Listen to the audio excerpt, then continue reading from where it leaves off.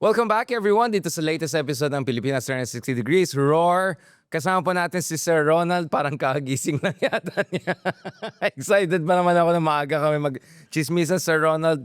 Magpahinga ka naman, Sir Ronald, kasi meron ba tayong takbo this weekend? Yung utak ko dahil sa sleeping pills. Yeah, I can see kasi ganun din na. So yun yung pang-insomnia mo, Sir Ronald. Oh, it's good to hear na hindi ka crystal meth. No, May deficiency ng utak, katulad ng iba. ang ka na naman, Sir. I just told you, wag na natin.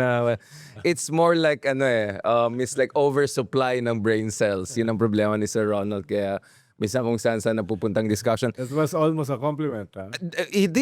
Sir Ronald, despite spending time in the UK, hindi pa rin ako backhanded katulad mo. Front-handed pa rin ako, Sir Ronald. Ewan ako, back tsaka front. Okay, let's go to the main discussion, Sir Ronald. Meron pala? Ito, yeah. Let's talk about it. Ako, banter lang. So, akala namin si Sara Duterte lang nag-OJT for presidency. Parang OJT din yung defense team niya, no? Puro mga bata-bata na medyo. Parang saan ba kayo nag-training ng ano? What's your read dito sa mga ating mga objection boys? Sila yung sacrificial lamb nung kanilang law firm. Correct. Alam, meron naman matatanda doon na magagaling eh. Pero sila yung sinalang eh. Siyempre, itong mga to, di pa sanay sa balancing ng political at saka judicial. Right. Which is what the impeachment process in the Senate is. Yeah. No, kaya, parang naglilitigate sila sa isang RTC court. Right. No, parang nandun sila. Kaya paramihan ng objections. No? Paramihan ng objections. Ang main purpose mo ay to defend your client. Right. Pero dapat ma-realize nila na yung attempt to defend your client ay dapat hindi lang sa court sa Senate, kundi sa court of public opinion. Pag sobrang dami yung kanilang objections, Your Honor, ay parang lumalabas na ayaw nilang lumabas yung ebidensya. It becomes suspect. Kaya this week, nagsimula sila mag-adjust. Binawasan na yung mga objections. No, bagamat nandun pa rin yung kanilang amateurism pagdating sa political process, at least nakikita mo, nagsisimula sila mag-adjust. No? Talo pa rin. No? Dahil yung sila ligutan, balance nila. No? Yung ganong klaseng purpose. Kaya, Hindi lang nila nababalance, mukhang juice out nila yung yes. A Star is Born. No? Hindi value added yung mga defense lawyers na senators. Right. Hindi nakakatulong. No? Especially yung Cayetano siblings. No? Si Alan, natawa ako sa mga hirit kahapon na Yung para- conditional. last week conditional yung kanyang Ngayon parang biktima pa si Sarah. Ganon. Ngayon ay hindi na lumabas na nga siya dun sa context defense nila eh. Na lahat ito ay is because of a context. Right. Ngayon ang lilay niya yung threat ay hindi threat, no? Kung walang patay. Right. Napakatalino, napakagaling. Right. So, yun yung deficiency na sinasabi mo kanina. Yes. Yung threat ay magiging threat lang pag na-implement yung threat. Right. So, so wise, so amazing, no? Kaya, Nag-ano siya, no? He's very masculine now, no? Si Kaida with his beard. Gusto niya magmukhang macho eh. Hindi ko alam bakit. Basta ako nagsishave na ako kasi mukhang hindi na tayo makontempt sa Supreme Court. Tapos, yung pinakamatindi kahapon, nawawala yung mga senators na minority. Lumalabas sila. Nawawala sila for more than an hour. Alan Peter, Robin Padilla, Amy, the Villar siblings, etc. Lahat ng nawawala ay galing sa minority. No? At kasabay nung kanilang pagkawala, nandun si Zulaika. Wala akong nais ipahiwatig. Pero parang nagkataon na lumalabas sila sa hearing habang nandun si Zulaika sa Senate. No? Wala akong sinasabi na binibrief nila o... Pero parang walang coincidence. Walang coincidence pagdating sa'yo, Sir Ronald. Why would you put them in the same sentence? Na match yun na si Alan Because Peter. they are in the same Senate. Same building. Same building, no? Pero wala akong naisip pahiwatig at walang malis yung aking statement. No? kung hindi mo napansin. But kung malisyoso yung nakikinig sa atin, ang iisipin niya is, pwede ba kaya nagko-coaching sila, o nagko-coordinate sila, or meron bang real defense legal team na hindi natin alam? Linawin na natin, galing sa yan. No, Ayan, coaching. kung may malisyoso nag-iisip. Bawal ba yan, Sir Ronald, pag senator judge ka? Siyempre, dapat senator judge ka, dapat neutral ka. Diba? Sa bagay, Hindi yata updated si... yung conduct naman nila for the past week, Right. at saka yung kahapon, ay malinaw, hindi naman sila impartial. Malinaw, hindi naman sila neutral. Pero dapat itago naman nila. Right. Yung ikalawa pa, na nakikita, bumababa yung viewership. Right. Sabi, nagsasucceed yung defense doon sa sinabi ko last week na perhaps ang kanilang strategy Maumay tayo. is to Heckler. bore us to death. Yeah, that's some No? heckler, yeah. Ayun yung- Kaya nga sila Ping Lacson nagpo-propose ng modifications para hindi masyadong humaba at bigyan ng limit yung mga bawat magsasalita. Time limit. Kaya ako, wish ko na lang silang good luck, no? Para bigyan na limit yung mga senator judges na impartial, no? Na impartial. Kaya yun yung aking takeaway dito sa past 4 days ng trial. Ngayon, medyo dramatic dahil babalik ulit si Soraika. Hindi ko sinasabi na na-coach na siya, Right. no? Today. Although nandun siya kahapon. Kasabay nung paglabas ng mga senators ng minority. Na again, wala akong naisip pahiwatig. Ano mang pills? Anong pills ang ano mo, Sir Ronald? Parang itong pills mo ay very innocent-minded. Oo. Hindi naman nagkukulang sa brain cells. No, Ito mo yung aura. parang kang ano nga, Zen master na nagising after long meditative. Pakisend sa akin yan. Kahit yung mga thought bubbles ko, walang mali siya. Nung pagsabi mo, malilate ako ngayon, sabi ko, nako, kagising lang ito eh. Like, gawain ko rin yan eh. Oh, it is, malilate ako mo. No, but let's go back to this, Sir Ronald. So, masasabi mo na in a way, nag-succeed din yung defense legal team or it could go both ways? Kasi, legally, I mean, we had Justice Cunha among others saying na talaga yung burden of proof ngayon na-shift talaga sa defense team. Kasi, quite effective yung prosecution to establish that indeed there was a grave threat. The threshold of evidence is there. Mukhang gumagaling pa yung mga NBI agents. The more na hinaharas sila, the more gumagaling. Lumalabas. Very empathic. Yeah, Very galing. compelling, di ba? Very subdued, in control, composed, cool and calculated. Sa last witness, dinefine pa niya. Yeah. Ibig sabihin ng threat. Walang qualification siya. A threat is a threat. No? Kaya ganun yun. Yeah. Lalo na for a vice president. Right. Yun yung kanya. Kaya tingin ko, ang strategy na lang yung natitira, at least sa article na ito, para sa defense, ay to bore us to death. Para hindi na tayo manood. Pag papanorin mo, inuulit yung unhinged threats ni Sara. No, Yeah. yung mga tao. No? Tapos, today, maramihan sila kay Sulaika. The trigger, no? The Right. trigger na nagtulak kay Sara para gawin yon, para sabihin lahat yon, yung threats na yon. So, actually, hindi naman kasama si Sulaika sa witnesses eh.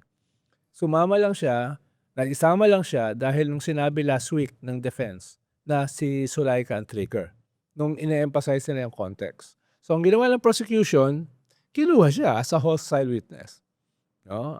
Kaya kasalanan ng defense. Paano nasama si Sulaika? Yeah. Inamin nila na ito yung trigger. No? Na originally, hindi naman siya kasama sa listahan ng mga witness ng prosecution. If we were to compare this, medyo mag-walk back ako ng konti kasi there was, to begin with, may mga tanong na bakit conjugal yung setup, is she's the right person to effectively run this, while Sherwin is like basically an inspirational figure there. Kumpara dun sa first 2 weeks ni Corona case, which you really covered, which you were very aware of, let's just say, back in the day. How do you see yung case build up? Kasi sinasabi ng iba is, nung time na yun, meron kang Miriam Defensor, you had all of these bigger than life figures that helped to make the hearing exciting, even if a Supreme Court Chief Justice is not as much of a political figure as, let's say, Vice President Sara Duterte. How do you compare doon, Sir Ronald? Well, grudgingly, maganda naman yung handling ni Cheese dito. Medyo mabilis, medyo precise, no? Tumaas ang kilay ko Oo, doon. In yun fairness, naman. no? In Oo, fairness, yeah. kaya so far okay naman, no? Si Win naman is a symbol ng bagong Senado after the disastrous 2 months, no, nung Senado. Parang siya yung parang a symbol of stability, a symbol of objectivity. Dahil kahit naman yung minority nila Alan Peter, hindi siya mabanatan. Right. At most, ang ginagawa nila, patronizing sa kanya. Pero yun yung kanyang kinakatawan dito, no? Ah, very symbolic na ito yung bagong majority, ito yung bagong Yeah. leadership, ito yung bagong Senate. Kaya makita mo sa surveys, mas mataas pa siya sa lahat ng mga key personalities sa Correct. gobyerno, sa presidente, sa chief justice, sa speaker ng Congress, no? In so short a time. Ibig sabihin ay nade-develop niya yung sarili niya as this symbol, no? Kaya kahit sabihin ni Harry Roque na mukha siyang flower base, no? Hindi naman niya pinapansin 'yon dahil iba yung kanyang role, eh. Iba yung kanyang role. Kung halimbawa siya yung naging presiding judge, baka hindi ganyan ka-precise, ganyan kabilis Yeah. yung handling, no? At kahit pag-aralan niya how to do it, it will take some time. O kasi kailangan ng practice. Muscle memory din yan eh. Kailan ka Yes. papasok, paano matimplayin. Yeah. Yes, kaya nga ko-complement naman sila. In fairness, yeah. Hindi sila nagko-compete, hindi sila nag-aaway, alam nila yung role nila. Kaya for now, okay naman yung dalawang nandun sa Yung conjugal sa setup. podium, Oo. no? Diba? But katulad nga sinabi mo na yung proposal ni Senator Lacson is gawin natin na mas i-optimize natin yung process. Kasi medyo Yes. the other day, 3 hours overtime, di ba? At yung ano lang, parang yung ma'am, mama, yung ano mo yung mga type topographical ganun. That was really an overwrought talaga. Parang niluto mo nga, tapos niluto mo ulit, tapos binalik mo ulit, kinain mo, tapos niluto mo ulit. Like, it was really overdone. And I think doon, kailangan ng stronger moderation by the presiding officer siguro, no? Yeah. Tingin ko dito sa article na ito, itong grave threats article, medyo defensive talaga dyan, yung defense, no? Yeah. Dahil nga, lahat naman napanood yun eh, no? Kaya natatawa ko pag mga tipo ni Robin Hood Padilla, kina-question yung authenticity. Dahil everybody saw it eh. No? Yeah. Tapos yung babanatan nila yung dalawang witness for their credentials. No? So, sa kangkungan sila pupulutin yan. Right, Nakikita exactly. At nakikita natin yon, no? They're playing into the strategy of the prosecution. No? Yun yung nangyayari. Na very organized, no? Very precise, yung very surgical. Yeah. Tapos yung major blows nanggaling sa prosecution. No? Kaya kung isusustain niya ng prosecution do sa mga susunod na mga articles, mahihirapan yung mga senator judges not to convict. Pero dito sa first, tingin ko dito panalo na eh. Panalo na yung prosecution. And well, you only need one article of impeachment din kasi, di ba?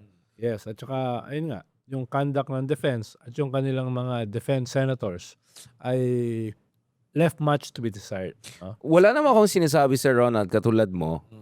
But would you be surprised if may narin ka news na naghanap na sila ng ibang law firm to handle the defense team? Na mukhang even they recognize, I mukhang won't be surprised. sumablay Pero ito. ang pangit nung sa optics.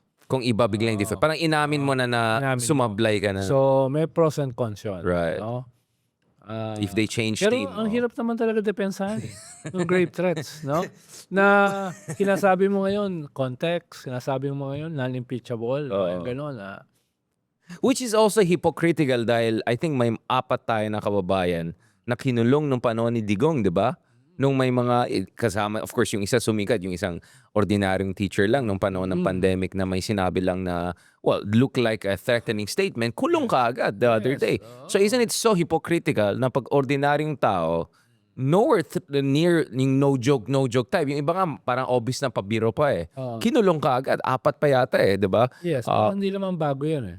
Na sila Alan Peter elevating hypocrisy to a high level. No? So, I won't expect less But in from fairness them. sa kanya, he is into elevation. No? He's always going for the next biggest Yes. most wonderful thing, no? Yes. Kaya, Uy, talo tayo sa beard niya. Very professorial. hindi, bumaba yung aking self-esteem eh. Sa Bakit? aking, sa aking pagiging TNL. Ayan na. Hindi, diba tas medyo gray na siya, with salt and pepper. May mga konti rin eh. Pero masyan dahil late nagising. Ikaw kasi Sir Ronald,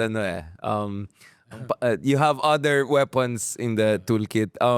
Wag na natin pumunta sa detail. Don't go there. No. I will keep it there and then return. Sir Ronald, before we go to the next episode, because I want to talk also about the plunder, corruption cases, kasi malapit na rin ang SONA eh.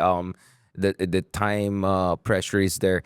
Just on this issue, paano kaya natin nakikita kung magpo-project tayo? Kasi last week we discussed what could the trial turn out. Now, almost 2 weeks into this trial or 1.5 weeks into this trial, did it go along yung expectations mo? At what is the good, what is the bad, what is the ugly na medyo worried ka na actually baka mag-backfire pa nga ito. If anything, it could give the other side or the bad side momentum here, counter momentum. Well, una nung nilabas nila yung schedule, ay medyo nag-worry ako na sobrang matagal. Matagal. Oo. Nakaumay na. Unlike yung 2 previous impeachment. At nung Wait, yung 2 previous impeachment, just for the purpose, how long did they take?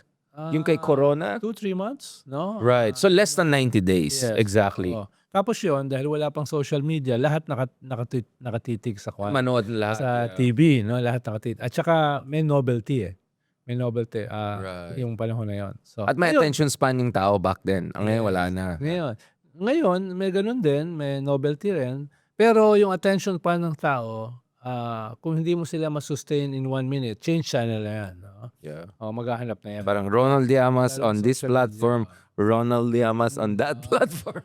Usually kasi yung mga nanonood, nakikinig lang sa mga tipo ni Hidarian Yung highlights. ng 1 hour. Ayan, yung highlights. Pero manonood ka ng 6 hours, no? Yun lang. Tapos, Medyo too much yan. Yeah. Oo.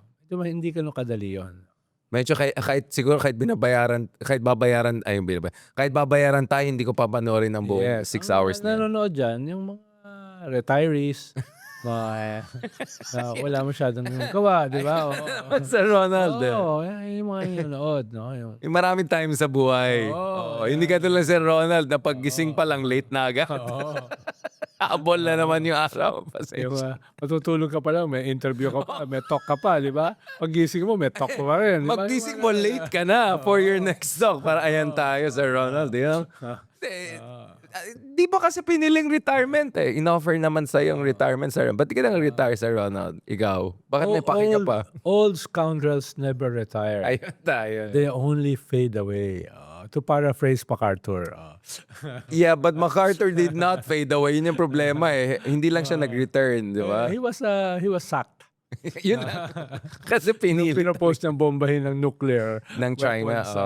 China During Korean War. Yeah. He had presidential ambitions. No? Hindi ko sinasabi na it's saying with you, Sir Hindi, Ronald. saka ang kaibahan natin kay MacArthur. MacArthur is a narcissist.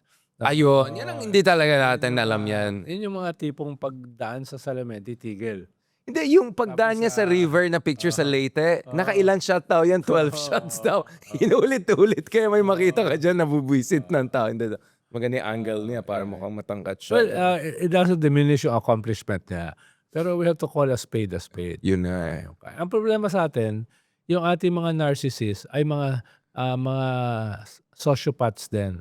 Oo. So hindi lang wala accomplishment. Medyo salot sa lipunan. Hypocrites. Ganyan. Papunta tayo sa next episode pang saan yung mga plunder. Siguro medyo kalahati ng mga senators. Ayan. No, but in fairness, if you look at it, hindi ko, again, wala akong sinasabi. But anyway, parang yung mga cross-examination ni Alan Peter, parang sumasablay. Parang it actually strengthens the resolve of the witness to say what is supposed to be said. Kaya may nagsabi, baka naman may plan B yan, kunyari lang yan na gano'n. Hindi, tingin ko, largely, nag-enjoy siya marinig yung kanyang sarili. Ayun. Parang may kilala kong ganyan. Yung pag-uwi niya sa bahay, highlights niya, no? Habang, siguro, kumakain ginagana niya yung beard niya. Siguro lang naman, no? Yung, Tas si Ronald naman at si Darian, binubuli na naman siya. wala namang masama ron, di ba? Hindi, may masama doon kasi nga, nasasayang yung oras, taxpayers' money ginagamit dyan. What about yung kay Risa? Kasi some criticize her for parang saying, oh, your question is actually, yan, gagamitin ng kabila yan. Wini-weaponize ng kabila. But I think she was doing her job. As a senator judge, she had to be impartial. Yes. Oy, Bam, I think asked very good questions. The cross-examination was good. I mean, it was not in a very impassioned way ala Alan Peter Cayetano, but I think they had the desired effect, right? And not to mention reflect their mas roles. objective yung mga ibang senators, Yeah. katulad na mga ni Risa at saka ni Bam. Exactly. Yung statement nga ni Risa, ginamit pa nung defense eh. Ganun siya ka-impartial, exactly. Ginamit pa ni idol mo, si Sal Panelo. Yun, yeah. Tapos yung mga ibang mga pink, pinanatan siya. Di ba? Parang binigyan niya ng bala yung defense. So what is your no? take on that? Tingin ko, kinukuha lang niya yung objectivity niya, no, ay lumalabas. At non-negotiable yan. Oo.